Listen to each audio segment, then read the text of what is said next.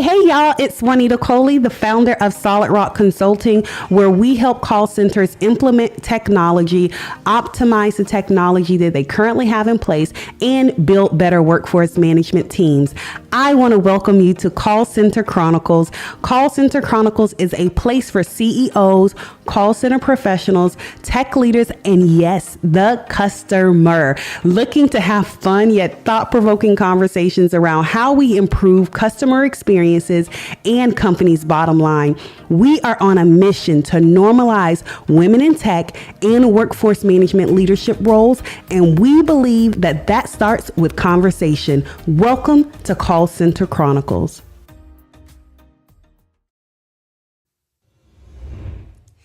Hey, guys, and welcome to another episode of Call Center Chronicles. It is your girl, Juanita Coley, the Contact Center Whisperer.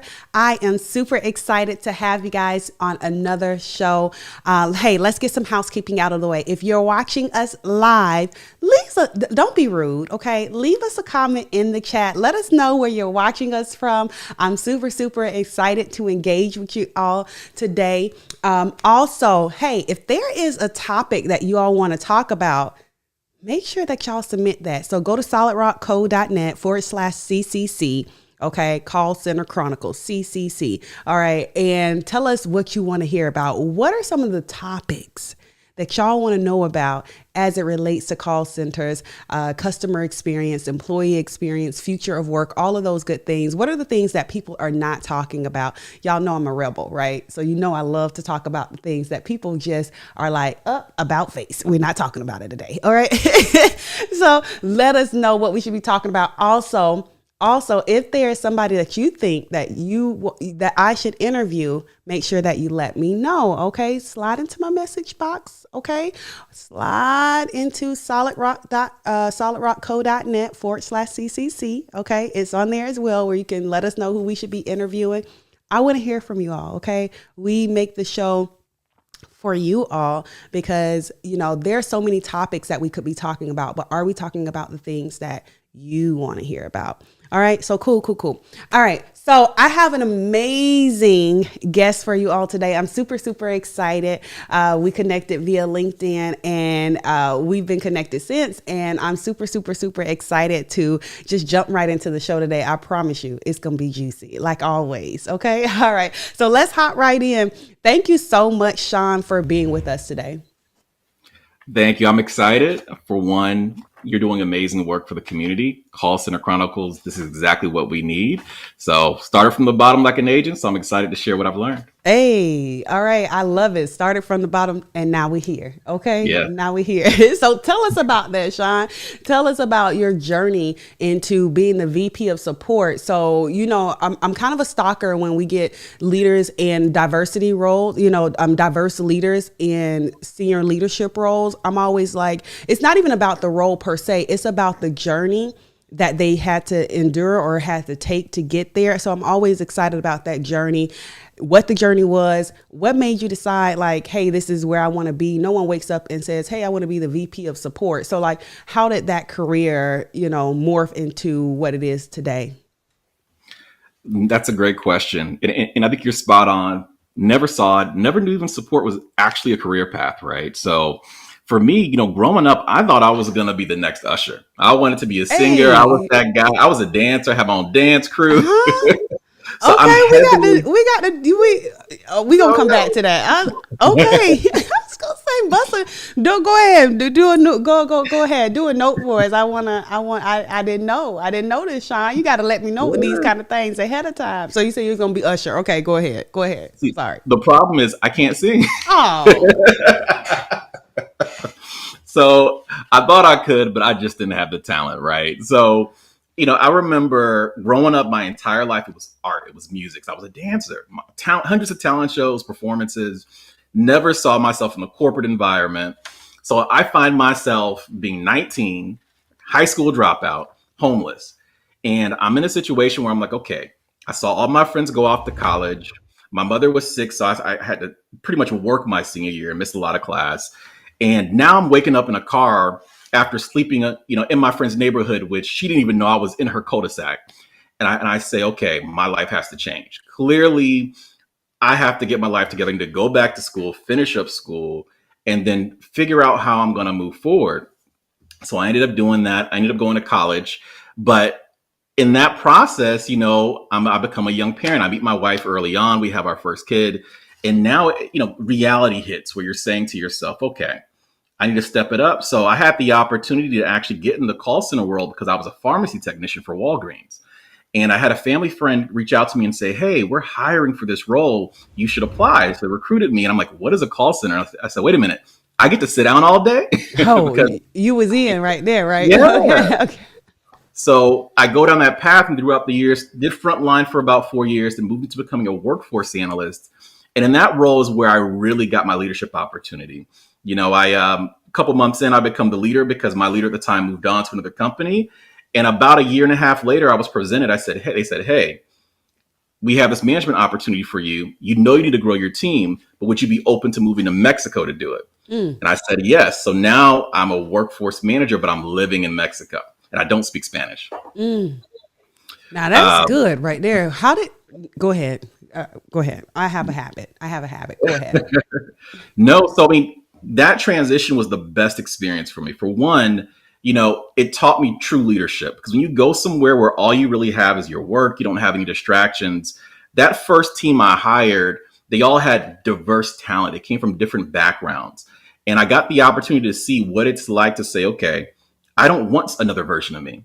I want this version of this individual. This person understands database. This person understands design. This person understands analytics. So we were able to put together this amazing team of diverse individuals that then led us to becoming the top workforce management team in the company. And we ended up getting assigned our largest account.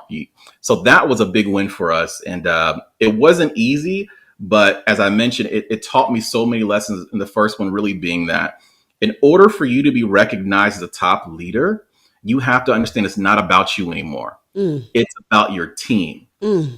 I don't care how great of an individual, key player you are. You are not Michael Jordan anymore. I need you to be Phil Jackson. And that's how you will be judged. You better drop a gem on here, Sean. You better drop a gem. That is good. It's no longer about you. It's about the team. And that's so true. That is so true. And I think this is why I love when we have leaders that have walked through a particular path. Like they just haven't been appointed the CEO, or they haven't just been appointed, VP of whatever. They have went through a path, because when they went through a path, generally what I have found is that they have an appreciation for the different roles, and they understand, hey, what is it that I need to give this person to really make them successful? And they have that mindset, right? This is not about me, right? My job is to steer and to guide and give you support. It's not to be the star on the team, Yeah. It's to create stars on the team. And so a lot of times that is not about you. So I love when I have leaders that have kind of had an opportunity to walk that path. Tell me more about, so now that we know kind of how you got into the contact center space, tell me a little bit more about how you end up getting into the VP of support. So you went from call center agent, then you end up moving into workforce management, leading a team over in Mexico. Oh, question I had about the Mexico. So was a team in Mexico that you recruited a whole team in Mexico? Yes. So Tell me about that now. Tell me about how you went to Mexico and recruited a whole team. And we over here in the States, or we here, right? And we talking about we can't find any women in tech, or we can't find diverse. Like, how did you go to somewhere where you did not speak the language, right? Yeah. Tell me how that was. I'm sure you had help from the recruiting department, but what was the mindset you had to go in with that as far as finding diverse talent? Yes. What's interesting is that, so to your point, had help. I was working for a large BPO, mid-sized BPO. We already had a center down there, but workforce management did not exist in the region, right? So it was really up to me to help curate that talent. So I wouldn't say the majority of my hires came from within the business, but still I'm having to say, okay, what is this person's skill set? What do they understand? And it was very different. You know, for one, back then, this is over 10 years ago, on resumes, they actually have their photos back then. You know, that was taboo, right? So the culture, they work a different set of hours. They have different employment laws. So having to understand those differences, understanding that there's talent there that was deported. So for example, I had a member of my team who was an engineer here in the US, making over 70 grand a year, taking care of his family, got deported. Mind you, his entire family was born in America. His wife moved down with him. They basically moved into a small shed in his aunt's backyard. Him and his 3 kids and his wife. He's making maybe $4 an hour. So to be able to say, okay, how do I sift and see this talent and not judge him for what may have happened in his life and understand what he's capable of? So bringing him onto the team was amazing. I knew there was a young lady. Was he an internal or external hire? He was an internal, but he was on the phone. So he wasn't in an analytics role. He wasn't in a quality role. He wasn't in a leadership. He was just a phone rep. Okay. So I had to really take a risk on him, but I believed in his skill set. Cool. Yeah, that is amazing. And when we say, so I got to put this out there, right? So I want to shift the narrative a little bit when we say, I had this thought this morning. So it's funny that you said this. Somebody's going to probably I probably shouldn't even say it on the show because somebody's probably going to try and take it, right? I'm trademarking this. Anyway, I was thinking about that this morning. You said something that made me go back to a thought I had this morning about just a phone rep, right? Which I know you probably didn't mean it in those terms. But what I was thinking this morning is we have customer service representatives. We should really, and that's usually thought of in like the lowest role in the contact center space, generally. Which is why I think CX is even such a huge conversation in the first place. CX around customer experience is such a huge conversation around how do we service our customers better? How do we get better customer service? Well, I'm known for saying if you do not have an employee experience program, employee engagement program, employee experience and employee engagement is the core of your customer experience program. And until we start to shift our thoughts around what level, right, a customer service rep falls in, then in the organization, then we'll continue to have the CX challenge because internally we think of that role as the lowest role, right? Just naturally, like we normally, hey, this is an entry level role. This is a front. And while it may be the entry role to the organization, it's a front facing role to the organization, and it's the role that touches the customer. So it's essentially the most important role in the organization. It touches your customer, and how your customer feel about you is reality. You know, my dad used to say something, you know, perception is reality. So how a person perceives you, whether that is reality or not, is their perception, is their reality. And so if your customer perceives your company to be a great company because the person they interacted with, which was your lowest role, as we would think about it, right, in general terms, then that's their reality. So I was saying, man, we should really have a role in call centers called like a CSP or something, like a customer service phenomenon. You know, like this is this person who is there, like they offer such phenomenal customer service. That's the expectation. It's like they're a phenomenon in the customer service arena. Anyway, I know somebody's gonna be like, oh yeah, we're gonna start hearing that, right? Oh, we have CSPs, you know. But anyway, that jogged that thought from this morning. Like, man, we have to start to shift the way we think about internally, you know, even the roles that aren't entry level, like, you know, customer service reps, we have maybe supervisors, managers, VPs. We have to start to shift the way we think about the importance of everybody on the team. Like you said, right? The coach is just as important as the player, the person who get the water. I don't care if you're the water boy on the team. That water boy start looking real important when you on the sidelines dying of thirst, right? That's the most important person on the team at that point. Don't show me nobody but the water boy, okay? I need water right now, right? So everybody is which is why when you win a playoff, right, everybody gets the ring, not just everybody. Not just the players, right? Everybody gets a ring because why? Everybody contributed to the success of, the win. And we have to, I think of that like that in terms of customer service and CX, which is why I love this next question for you, Sean. Like, tell me, when you think about the future of work, what do you think that looks like? What do you think that even means? And what do you think it looks like when we talk about future of work? I think we're evolving as an industry, regardless of what vertical you're talking about. When you think about CX, it applies to every single type of industry. And, when I think about it, right now in our business, voice of the customer is so important. We're constantly looking at voice of the customer, net promoter scores. I think where we need to evolve to, and where the future of where we're going is going to be voice of the company. To your point, your front line is the voice of the company. And it's not just to say, hey, I need you to fill these calls. We need to make sure they're enabled, they're empowered, and they're not burnt out. And a big part of the ways I've seen that approach is that, for example, when I was in workforce management, I never looked at it from the standpoint of these are numbers.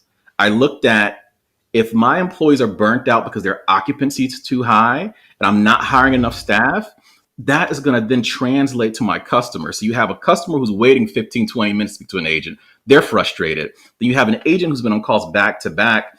That experience, you have two frustrated individuals interacting with one another. And now we expect that rep to turn around the sentiment of that customer. But the challenge is, once the rep is done with that call, they have to get on the very next one, right? So we want to make sure it's all about balancing and making sure their day is productive, but they're in a position where they feel as if they can still be developed, coached, and have breathing room. And they can think through their issues, especially in support, because they're solving problems. So when I look at the future of work, I think we're definitely going towards more employee focused. We're looking at, okay, a lot of them are remote now. We can't just walk up and shoulder tap and listen to their call. No, those days gone. Yes, we have to intentionally be engaged, figure out how to have touch points, skip levels, speak with them. But one thing I've been looking to implement in my organization is I want to do a bi-monthly survey. Very simple. Would you recommend working to support to anyone in your family, anyone in your friends? And then give them the ability to add comments. And the reason why is we do our annual surveys, we do quarterly ones, but I want to be able to see how that employee sentiment is going. Because as they begin to feel disgruntled, we're going to see higher churn, higher attrition. We're going to see lower quality scores. So the key is making sure that as a company, we're not just looking at the customer side of it, but we're keeping the employee side of it forefront.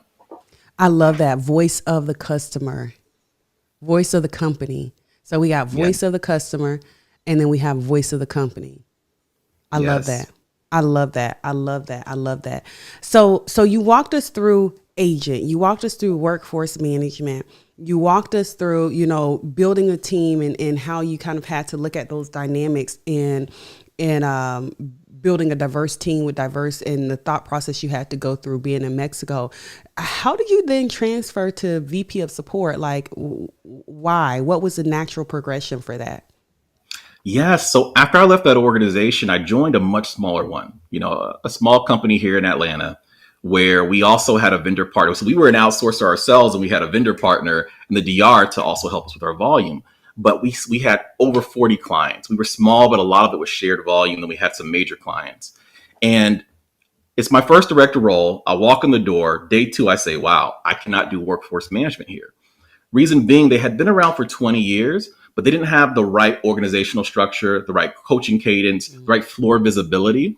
So I ended up having to pull together a group I called Mission Impossible, where I said, okay, I need my training group together, my training leader, my QA leader, my workforce leader, my operations leader. And we got behind closed doors, and I said, okay, we need to be able to create schedule groups, first of all, so we can get this volume in aggregate. Because if I'm an agent and I can handle calls from 7 different companies, but I start to hire where I have holes where this agent knows this company, but not this one, it's not a good experience for the customer or service levels, because you're always going to have gaps. So we said, how do we get this volume in aggregate? How do we create client groups? What makes sense from a training duration and training standpoint? And what can we coach towards? So we created this model, and we said, okay, we can staff to it. And we said, how do leaders need to coach this? Where do they need to be on the floor? And I presented all this package to our executive team. And they said, okay, well, we'd like you to lead operations as well. You got a new job. Yeah. So I'm thinking I'm walking in just saying, hey, here's what you guys got to do. And I said, well, would you mind actually taking the lead of the front line? So I did so, and I loved it. Even in my former roles, I was always very engaged with my frontline management, with the site directors. But now it's on me. It's no longer just, hey, here's my recommendation. It's here's my recommendation, and here's how we're going to execute. How we're going to implement and execute. Yes. Yeah. So I did very well there, was promoted to VP there. Hard days. It was not easy, 12-hour days. There were, each of my mornings I had anxiety because I knew the work ahead of us. When you're a smaller company, every client matters. And our biggest client, they gave us a 60-day notice, that, hey, if you don't turn it around, we're gone. So I was tasked to jump in and take over that operation. They said, can you fix this? And I had to fix it in 60 days. And we hit SLA for the first time. We knocked FCR out the park. We improved shrinkage, attrition. And what it came down to was just setting up the basics, getting your coaching cadence together, getting scorecard visibility, having those tough conversations, but understanding we're here to coach you up, not coach you out. And having the team Come on, trust you better drop a gem. Go ahead. As simple as I had my leadership team, we had 3 town halls with this group because they were so disgruntled. And I said, okay, you can vent, say anything you want to say. We're here to listen. You can curse, just let it out. And they let us know, look, a year ago, prior to me joining the company, unfortunately, there were pay cuts. And shortly after that, they saw our CEO go on a boat trip, for 3 months in the Mediterranean. So they're looking at it and saying, oh my God, this leader took our money, even though that may not have been the case, but it was bad optics. So I'm already working with negative equity. They're already saying our former leader was very rude, led with fear. So we had to come in and say, hey, we're partners in this. What do you guys want to see change? Here's what we want to see change. And we all signed a contract, not physically, but metaphorically, where they understood that they had a voice as our front line. And they understood that as a leadership team, we had a vision. And they were willing to allow their voice to align with our vision so that we could then move forward. And that's how I got my first VP opportunity. And I carried that to our DR site as well, and literally created SOPs. Here's how you coach. If it's a QA issue, here's how you pull a call. Here's what you should be looking for. Is it a product issue? Is it a soft skill issue? So just those basics, having SOPs together, because my thought was, if we were to all leave here tomorrow, can the next team come in and have an easier job? Yes. Our job is to make it easier for the next generation. That is so good. And you said something that was so critical that I think organizations, sometimes they just don't get is let's go back to the basics. Yes. Right. Let's just implement the basics. Right. And I think it's because we get caught up, like we're in this future of work, era where we're talking about, what's next and technology and AI and this and this and that. And those things are great. Everybody knows I'm a tech junkie. Love it. Right. And I love to think futuristically, but I can't know where I'm going unless I know where I've been. And where I've been a lot of times is the basics, right? How do I take a call? Standard operating procedures. What is the basics? What is the core? What is the fundamentals? And so now from there, I can get innovative. I can, the sky is the limit. The sky is not the limit if I don't have a ground. Yes. You know what I'm saying? Like, I need to know where my feet is on the ground, right? And then I can say, okay, well, let me jump. The sky is the limit. And so I think that that's so important that was the first thing that you did was, okay, let's go to the basics, not let's buy this software or let's do this. What are the processes? I'm known for saying this all the time. I would say, your systems simply support your processes, right? They simply scale your processes, and they're either going to scale and highlight a bad process or they're going to scale and highlight a good process. But the purpose of the system is to scale. If you just buy a system, it's not like the system's going to come in and configure itself and do what it needs to do. Somebody has to configure it and somebody has to tell it what these processes are for our organization. And so why companies usually don't get good user adoption out of their solutions that they're buying, the technology that they're buying, is because your processes are trash. Right? Or non-existent. And so I think it was so critical as a critical step for you and probably why you were highlighted as a leader is that you took the time to say, okay, what are the basics? Like, Yeah. we clearly don't even have that. So let's get the basics, make sure that we're implementing the basics. And then now let's go to the next thing. So what was the next thing that you did in your role as, VP? Once you got the basics down, did you start implementing technology and things like that? Great question. It's funny because I'm doing the exact same process in my current organization. And it was at this initial company where I created this framework. So I call it iMomentum, which is just my name, Ilenrey, Momentum. But I Okay. love You better the name it term. after you. Yeah, for sure it's IMO. But I love the when you think of momentum in an organization, I think John Maxwell says it best, right? If you think of a train, going 50 miles an hour, it can burst through a steel reinforced 5-foot concrete wall. But that same train, if it's standing still and you put a small 1-inch block in front of it, it cannot move because you have to build momentum as an That's good. organization in order to be powerful. So I love the idea of momentum. And what I did was I said, okay, the way this works is in the IMO process, I say the first 3 months are foundation building. That's when you're saying, who are your key roles and stakeholders? What are your key KPIs and goals? What's going to be your source of truth? Because we all argue over data, we argue over dashboards saying, hey, my numbers are different. So throughout, and then what are your SOPs? So throughout that foundation period, it's all about figuring that out. So you have 3 months to get that together. The next 3 months, you're just mastering that. You're saying, we have our performance cadence, we have our coaching, we have our checkpoints, we have our reports. Let's get into a rhythm. We're not going to introduce anything new. We're just getting into a rhythm where we can do this consistently. And then from there, you then migrate to the innovation phase. And that's about 6 months long. Now we say, is there automation we could bring in? Are there better tooling? Is there better software? Should we get consulting? What can we do to now upgrade ourselves? And then the last phase is the optimize phase. That's where you want to be looked at as more than just a cost center, because a lot of companies will say support's a cost center. I look at it as a benefit center. But what you want to be able to do is say, how can we reduce our operating costs and how can we be a value add to the company? So I look at it to say, okay, can we, as I mentioned, bring in automation that helps us with that? But can we, in addition, maybe do soft sales? We know our customers best. So we're saying, hey, I've noticed you've had this specific issue. We provide this product that could solve that and make it easier for you. And now we're putting sales leads in the hands of our sales department, but in a soft way. So it's just looking at how do we do things a little bit better and how do we optimize? So I learned it all at this original company, and that's exactly what we did. Once we got to our innovation phase, we after we mastered it, we really started looking at things and saying, okay, do we have the right tools in place? So we brought in a new analytics platform, and a lot of what we were doing was in Excel. It wasn't as top notch as it should be. Once we got that analytics platform, our leaders could coach better. They spent more time being able to identify where they needed performance gaps versus trying to collect all that information. Right. We then introduced better IVR routing, better IVR support, like where's my order? So we were able to pull volume out of the business. We got to a point where we were operating so well that it was so quiet. There was no more of that frantic energy. Our customers, our CSAT was through the roof, but it was all about taking the work of saying, give us 6 months to get it together, whether it's the foundation, let us master it before we even talk about adding new tools and systems. Yeah, IMO. Okay. I love that. I absolutely love that. Listen, tell me, my next question for you, Sean, is what do you see as one of the biggest CX challenges facing the industry today? I think, it comes down to, where are we willing to make the investments?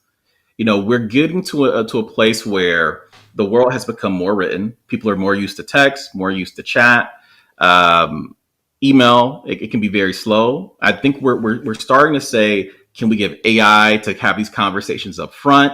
And I think we're putting a lot of focus on a lot of the contact reduction elements, right? Because as we scale, as a senior leader, I want to see that contact rate not go up the same rate as our volume, right? I want to see improvement over time. So that means I'm saving costs, but in addition, I'm saving customer angst.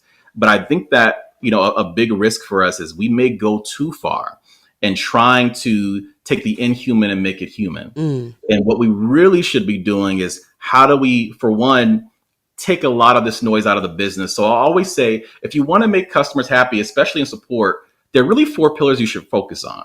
The first one is you want your systems to always be on. They shouldn't have a reason to reach out to you. If I have to reach out to you, typically it's because something's out, something's not working correctly. So that's number 1. Number 2 is always available. They want to know that when we reach out to them, we're always available. We'll respond to them quickly. They don't have to wait a long time in queue. They don't have to wait 10 days for an email to be responded to. In addition, the next one is they want us to make it effortless. Meet them where they are, whether it's via social media, whether it's text, whether it's email. Give them the opportunities, but also make sure that you're giving them self-serve options where sometimes I don't want to talk to anybody. I just want to go online and be able to say, okay, how do I solve this issue? Do we create little mini YouTube video guides for them? Because I love to watch things on YouTube and fix my own water heater at the house, even though I have no experience doing it. So it's about also enabling our customers. And then the last piece is own it. They want us to own it. So when our frontline has an issue, can we solve it the first time? I'm a big fan of first contact resolution, FCR. If we have to continuously repeat reaching back out to that customer and vice versa, it's just not the best experience. So I think if we really focus on those pillars and we do it intelligently, I think we'll do better as an organization and as a community and from a CX standpoint across the world. I absolutely love that. I was like, I got to get that note. I love that. I absolutely love that. Always on, always available, make it effortless and own it. I think, you know what? If I had to pick one that was most critical out of those 4, for me, it would be own it, right? Yes. Because even if you're not always on, you're not always available, and it's not effortless. If you own the process, if you own that, then you'll constantly be asking questions on how do we make this better, and you'll get the other 3. Right. But what happens is I made this post yesterday. It was unrelated, clearly, obviously, to this topic. But I made this post the other day and I said, you are not ready for leadership if you're still talking about whose job it is and isn't, because leaders get it done. Right. Yeah. We point fingers and ask questions maybe later. Right. Like, hey, why you didn't do this or where did the ball drop? But in the moment, get it done. And this is what that makes me think of. Owning that process, just figure it out, take responsibility of, hey, this is the customer, this is the employee, this is what they need, and figure out how to bridge those gaps. And the other ones will fall in place, like being on and making it effortless and being available. So I really love those 4 pillars. Listen, I told you that. Then I said the time is going to go by like this. We're already at the bottom of our time. Tell us what's next for you. Tell us what's next for Dutchie. I'm super, super excited. Tell us a little bit about Dutchie. We haven't really talked about that. Yes.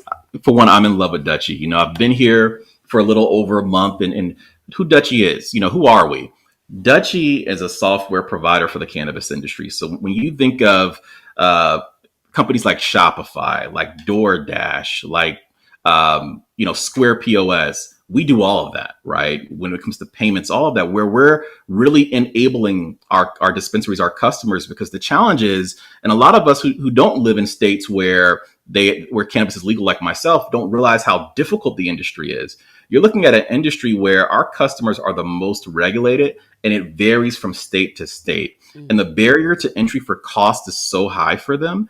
In addition, the taxes, the licensing fees, where it almost makes it impossible to do business. So our job is to really support them where other providers won't because of the industry they're in, but make it easy for them, make it simple. We want to make it easily accessible to their customers. Cannabis shouldn't be difficult, and it shouldn't be this hidden jewel that you just can't find, right? It should be simple. So our organization does a very good job of doing that, and we're continuing to try to innovate and improve that. What I also love about our organization is we truly care about the people. And what I mean by that is we're actually supporters of the Last Prisoner Project. I recommend everyone look them up, where essentially this is an organization that tries to help individuals who were incarcerated for cannabis, some for dime bag, nickel bags, or they either have it on their record and it's making it difficult for them to have jobs moving forward. We personally have it on our receipts where you can scan a QR code and be able to donate to this. And I want to say to date, we've already raised over $200,000. And to me, that was important joining this organization, because we know in our community, in the African American community, unfortunately, we were disproportionately impacted by the war on drugs. And to be able to say, hey, you can have your record expunged, you can have an opportunity to be able to grow your career and take care of your family in this society, that's important. Absolutely. Absolutely. Amazing. Well, I love your path. I love the career path that you went through. I love that. I always, when I get to see leaders that have started, I was having this conversation earlier with you, right? Like when I get to see leaders that have started as agents, because that's very similar to my career path, as I started on the phone as an agent. And so I'm able to identify different things and view things from various perspectives that sometimes other people in leadership roles just don't have a view of. So whenever I see other leaders like that, I'm always like kind of stalking their LinkedIn pages and like, oh, I know they got some good insight. So thank you so much for hanging out with us. And, I think you dropped so many amazing jewels. I am so looking forward to just continuing to stay in contact with you and just watching the journey and seeing what Dutchie has for the customer service environment and experience. Listen, if you have anything you need from me, make sure you reach out and let me know, okay?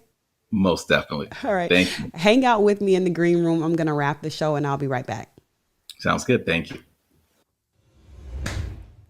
Listen, I love Sean's trajectory, his path through the call center, from starting as an agent to moving into workforce management. That's like almost identical to my path, starting as an agent, moving into workforce management, and then moving into, VP, the whole, Mexico thing was, I did not know that part of the story. So that was really cool to be able to go somewhere and find diverse talent and build a whole department. I think it's something to be said about that.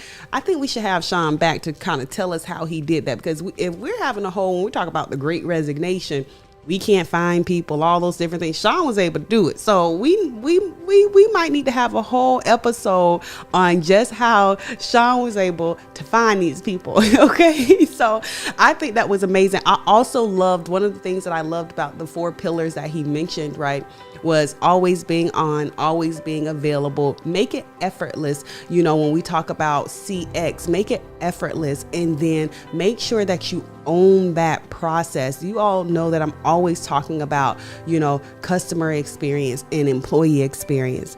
I think those are legit 4 pillars that we have to definitely consider.